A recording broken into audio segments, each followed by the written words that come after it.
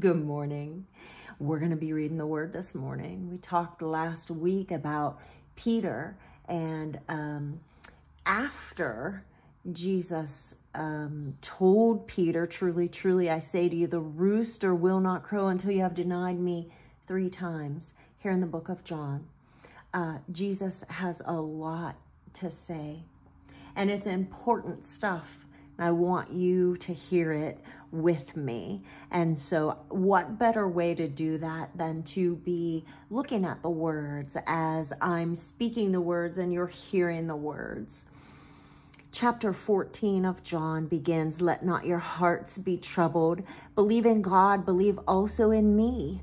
In my Father's house are many rooms. If it were not so, would I have told you that I go to prepare a place for you? And if I go to prepare a place for you, I will come again and take you to myself, that where I am, you may be also. And you know the way to where I am going." Thomas said to him, "Lord, we do not know where you are going. How can we know the way?" Jesus said to him, "I am the way, the truth, and the life. No one comes to the Father except through me. If you had known me, you would have known the Father also. From now on, you do know him and have seen him." Philip said to him, "Lord, show us the Father, and it is enough for us." Jesus said to him, "Have I been with you so long, and you still do not know me, Philip? Whoever has seen me has seen the Father. How could you say, 'Show us the Father'? Do you not believe that I am in the Father, and the Father is in me? The words that I say to you, I do not speak on my own authority, but the Father who dwells in me does his works. Believe me that I am in the Father and the Father is in me, or else believe on account of the works themselves. Truly, truly, I say to you, whoever believes in me will also do the works that I do. And greater works than these will he do, because I am going to the Father. Whatever you ask in my name, this I will do, that the Father may be glorified in the Son. If you ask anything in my name, I will do it. If you love me, you will keep my commandments, and I will ask the Father, and he will give you another helper to be with you forever, even the Spirit of truth, whom the world cannot receive, because it neither sees him nor knows him. You know him, for he dwells with you and will be in you. I will not leave you as orphans. I will come to you. Yet a little while, and the world will see me no more, but you will see me. Because I live, you also will live. In that day, you will know that I am in the Father, and you in me, and I in you. Whoever has my commandments and keeps them, he it is who loves me. And he who loves me will be loved by my Father, and I will love him and manifest myself to him." Judas, not Iscariot, said to him, "Lord, how is it that you will manifest yourself to us and not to the world?" Jesus answered him, "If anyone loves me, he will keep my word, and my Father will love him, and we will come to him and make our home with him. Whoever does not love me does not keep my words, and the word that you hear is not mine, but the Father who sent me. These things I have spoken to you while I am still with you, but the Helper, the Holy Spirit, whom the Father will send in my name, he will teach you all things and bring to your remembrance all that I have said to you. Peace I leave with you. My peace I give to you. Not as the world gives, do I give to you.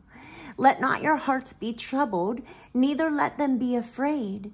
You heard me say to you, I am going away, and I will come to you.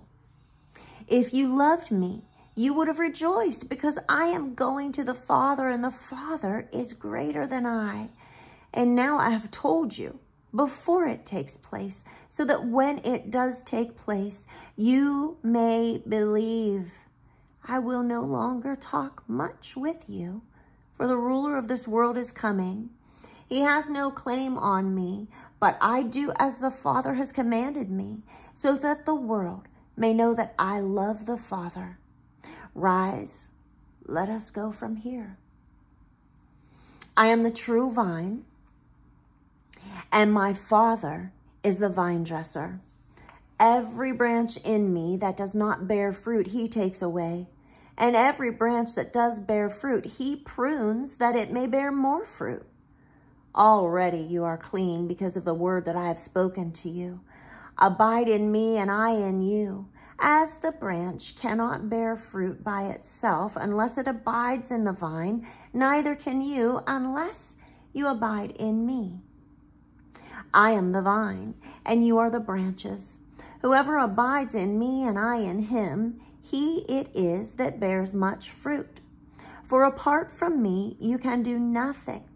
If anyone does not abide in me, he is thrown away like a branch and withers. And the branches are gathered, thrown into the fire, and burned. If you abide in me and my words abide in you, ask whatever you wish, and it will be done for you. By this my Father is glorified, that you bear much fruit, and so prove to be my disciples. As the Father has loved me, so I have loved you. Abide in my love. If you keep my commandments, you will abide in my love, just as I have kept my Father's commandments and abide in his love. These things I have spoken to you, that my joy may be in you, and that your joy may be full. This is my commandment, that you love one another as I have loved you. Greater love has no one than this, that someone lay down his life for his friends. You are my friends if you do what I command you. No longer do I call you servants, for the servant does not know what the master is doing, but I have called you friends, for all that I have heard from my Father, I have made known to you. You did not choose me, but I chose you, and appointed you that you should go and bear fruit, and that your fruit should abide, so that whatever you ask the Father in my name, he may give it to you. These things I command you, so that you will love one another. If the world hates you, know that it hated me before it hated you. If you were of the world would not love you as its own. But because you are not of the world, but I chose you out of the world, therefore the world hates you. Remember the word that I said to you, a servant is not greater than his master. If they persecuted me, they will persecute you. If they kept my word, they will also keep yours. But all these things they will do to you on account of my name, because they do not know him who sent me. If I had not come and spoken to them, they would not have been guilty of sin. But now they have no excuse for their sin. Whoever hates me hates my Father also. If I had not done among them the works that no one else did, they would not be guilty of sin. But now they have seen and hated both me and my Father. But the word that is written in the law must be fulfilled. They hated me without a cause. But when the Helper comes, whom I will send to you from the Father, the Spirit of truth who proceeds from the Father, he will bear witness about me. And you also will bear witness, because you have been with me from the beginning. I've said all these things to you to keep you from falling away. They will put you out of the synagogues. Indeed, the hour is coming when whoever kills you will think he's offering a service to God. And they will do these things because they have not known the Father nor me. But I have said these things to you that when their hour comes, you may remember that I told them to you. I did not say these things to you from the beginning because I was with you, but now I am going to him who sent me. And none of you asks me, where are you going? But because I have said these things to you, sorrow has filled your heart. Nevertheless, I tell you the truth. It is to your advantage that I go away. If I do not go away, the Helper will not come to you. But if I go, I will send him to you. And when he comes, he will convict the world concerning sin and righteousness and judgment. Concerning sin, because they do not believe in me. Concerning righteousness, because I go to the Father, and you will see me no longer.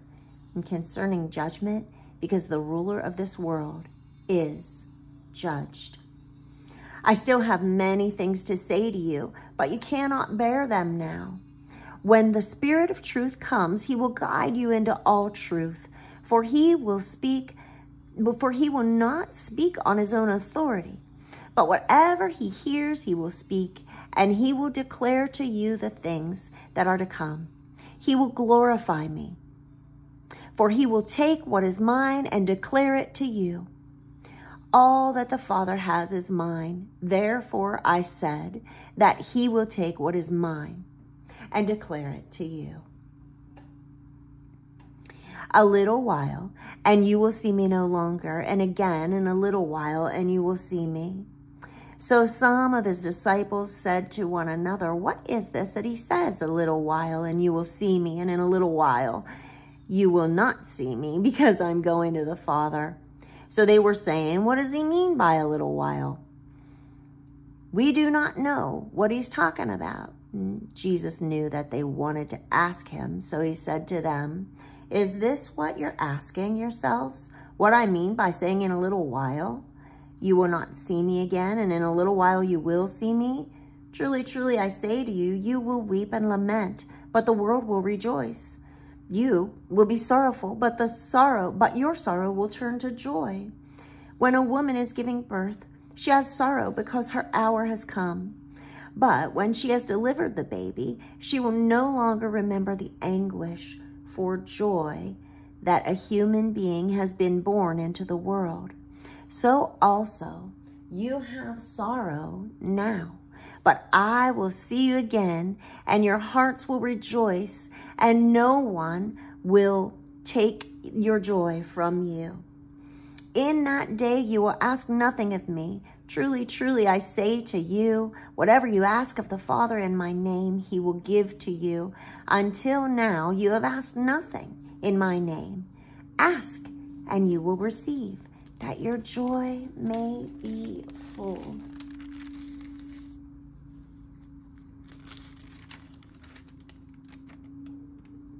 I have said these things to you in figures of speech. The hour is coming when I will no longer speak to you in figures of speech, but I will tell you plainly about the Father.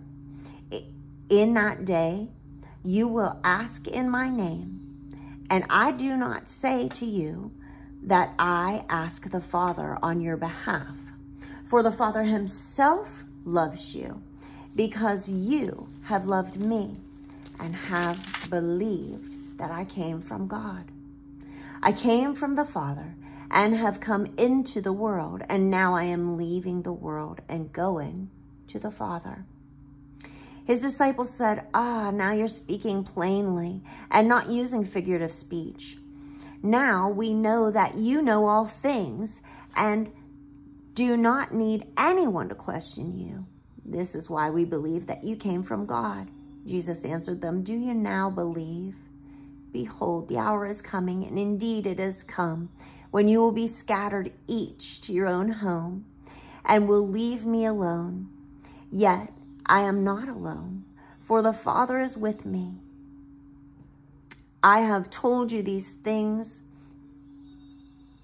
that in me you may have peace. In the world you will have tribulation, but take heart. I have overcome the world.